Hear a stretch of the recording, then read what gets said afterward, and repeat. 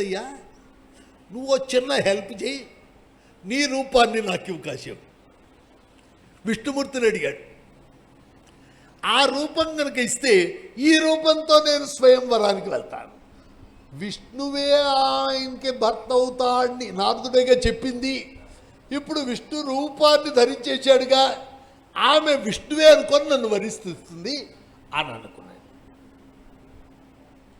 ఇది నా కోరిక అని ఒక కోరిక కోరాడు ఆయన. నా విష్ణుమూర్తి తెలివి తక్కువవాడు కాదుగా, ఆయన చాలా జాగ్రత్తగా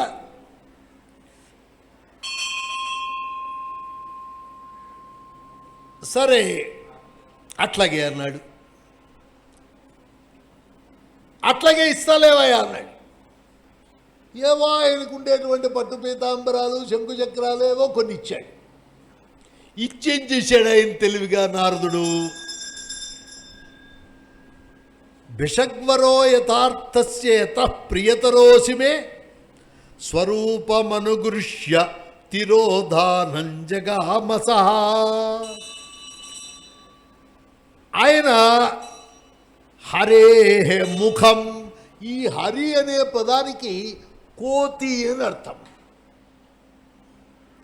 అందువల్ల ఏం చేశాడు, ఈ రూపమంతా ఇట్లా ఉంది, తన మొహాన్ని తను చూసుకోలేడుగా ఎవడు, అందువల్ల ఆయనకి కోతి ముఖాన్ని పెట్టి ఇచ్చాడు. ఇప్పుడు నారదుడు నేను విష్ణువునే, విష్ణువంత అందగాడిని అనే భ్రాంతిలో ఉన్నాడు. అరే నా మొహం కోతి మొహం అని ఆయనకి తెలియదు. సరే అక్కడి నుంచి ఆ స్వయంవరానికి వెళ్ళాడు.